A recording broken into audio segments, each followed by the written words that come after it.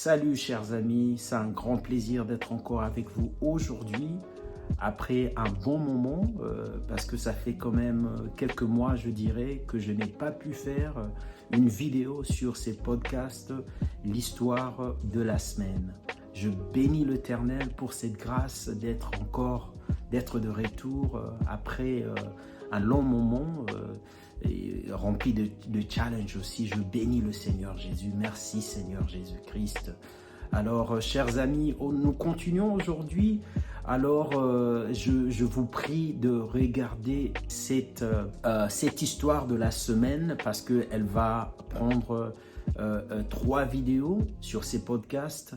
Et cette histoire, je l'ai intitulée Dieu ressuscite encore les morts aujourd'hui.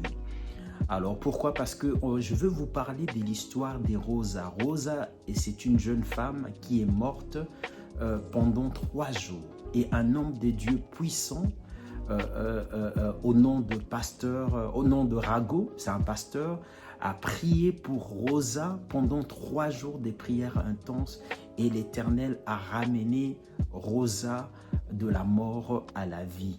Vraiment, suivez cette histoire jusqu'à la fin. Je vais en faire 3 vidéos. Vraiment, attachez vos ceintures, ça va secouer. Alors, cette histoire de Rosa a été inclus dans les livres How to Raise the Dead. Ça, c'est le titre en anglais. En français, Comment ressusciter les morts. Le livre a été écrit par le pasteur Michael Yeager. C'est un homme de Dieu puissant. Et il a inclus ces témoignages dans son livre. Mais le témoignage a été envoyé à Seth Barnes par Melinda Wilson. C'est Melinda Wilson, au fait, qui a vécu ces témoignages de Rosa et elle a écrit le récit si vous voulez, le témoignage à Seth Barnes. Et je vais juste lire, au fait, le témoignage. Et tout au long de la lecture, je vais, au fait, juste vous exprimer ce que l'Esprit de Dieu déposera dans mon cœur. Alors, on y va. Je commence. Seth Barnes, là c'est Seth Barnes qui dit « Je pensais que lorsque Jésus demandait à ses disciples de prier pour la résurrection de morts, ces paroles ne s'appliquaient pas à nous les chrétiens d'aujourd'hui. » Suivez bien ce que je suis en train de dire. Écoutez très bien cette lecture. « Si quelqu'un meurt, il est mort. Tout a changé pour moi lorsque Melinda Nelson m'a envoyé la lettre suivante il y a 10 ans du Mozambique. Depuis, j'ai découvert des douzaines de récits des personnes ressuscitées, croyez-moi. Alléluia. Et c'est un peu ça. Donc cette partie, je dirais ceci, frères et sœurs, pour nous les chrétiens d'aujourd'hui, c'est vrai, lorsqu'une personne est morte, c'est fini, elle est morte. Mais Seth Barnes ici, il est en train, Melinda Wilson ici est en train de dire que tout a changé pour elle lorsqu'elle a reçu ces lettres. Et puis depuis, il a expérimenté, en fait, il a découvert plusieurs dizaines de témoignages de gens que Dieu a ramenés à la vie. Et dans ceci, j'aimerais nous encourager, frères et sœurs, que lorsque quelqu'un meurt, lorsque tu as un proche qui meurt, et quelqu'un, même tu te trouves dans une situation où quelqu'un meurt, ne soyez pas pressés de juger que c'est fini, cette personne, elle est morte et ça s'arrête là. Personnellement, je suis d'avis de ceux qui pensent qu'il y a toujours l'espérance de ramener quelqu'un à la vie parce que Jésus a dit ressusciter les morts. Et cela s'applique aussi à nous aujourd'hui, enfants de Dieu. Si ta femme meurt aujourd'hui, si ton fils meurt, ne sois pas prêt à l'emmener à la morgue. Parce que la parole de Dieu est la même hier, aujourd'hui, éternellement. Jésus a dit priez pour les morts. Et il nous a donné l'exemple.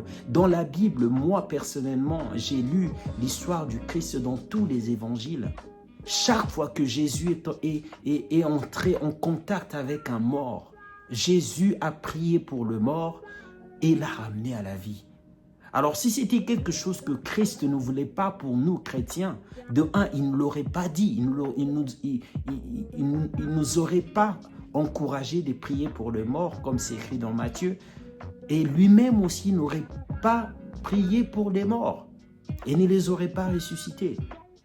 Je continue le récit. Lorsque j'exerce mon ministère au Mozambique, j'enseigne souvent dans un collège pour pasteurs.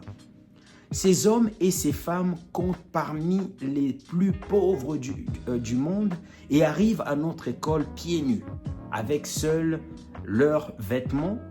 Leurs poches sont peut-être vides, mais leur cœur est plein et riche. Alléluia. Et ça, ici, j'aimerais faire une parenthèse, mon frère, ma soeur. Ce qui détermine vraiment ta richesse, c'est ce qu'il y a dans ton cœur, c'est ta foi. C'est le Christ qui vit en toi. Je vous assure, frères et sœurs, tu n'es pas riche parce que tu as un grand compte bancaire. Mais tu es riche parce que tu as la foi en Dieu. Tu es riche à cause de celui qui vit en toi. Aujourd'hui, peut-être ton compte bancaire n'a rien. Tu n'as pas d'argent, tu n'as pas de maison, tu n'as pas de voiture, tu n'as peut-être pas assez de vêtements. Mais mon frère, ma soeur, je veux te dire ceci. Ce qui fait ta richesse, ta réelle richesse, c'est ta foi. Alléluia. Ta richesse réelle, c'est Jésus-Christ dans ton cœur. Dis amen, amen là où tu es. Et je continue à lire ici. Ainsi, lorsque nous leur disons que Jésus dit « Vous ferez des œuvres plus grandes que celles-ci », ils l'avalent sans réserve. Alléluia.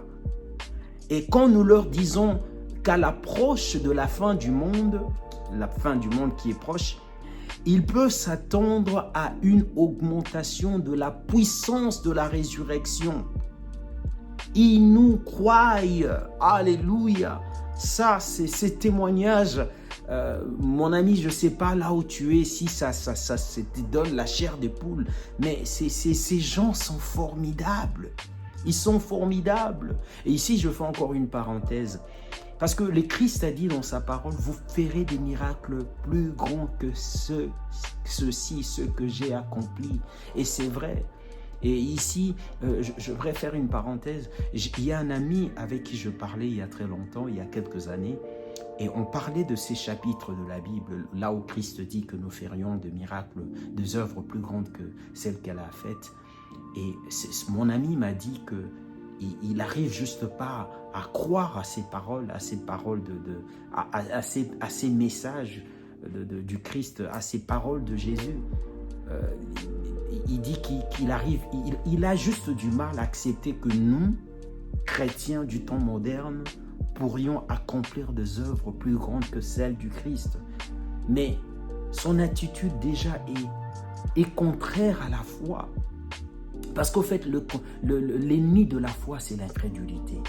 Quand Jésus dit que nous pouvons accomplir des œuvres plus grandes que les siennes, Jésus lui-même est la vérité. Quand il dit cela, ça veut dire que c'est vrai. Mais mon ami, lui, déjà il place une barrière il place un obstacle à sa foi. Il refuse de croire. Déjà quand tu refuses de croire, tu ne verras jamais la gloire de Dieu. Parce que le Christ a dit dans sa parole, il a dit dans Jean 11, verset 40, si tu crois, tu verras la gloire de Dieu. Mais aussi longtemps que toi-même, tu t'opposes à la vérité de la parole de Dieu, tu ne verras jamais l'Éternel accomplir des miracles dans ta vie.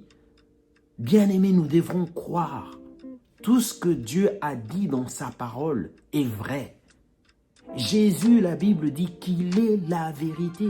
Jésus est la vérité incarnée. Alors, c'est que Jésus dit, c'est la vérité. Jésus a dit, nous pouvons accomplir des grandes choses plus que celles qu'il a accomplies. Ça veut dire que en ce temps de la fin, nous pouvons accomplir de grandes choses telles que ces gens de Mozambique. On leur a dit qu'à la fin de temps, ils doivent s'attendre à une augmentation de la manifestation de la puissance de Dieu.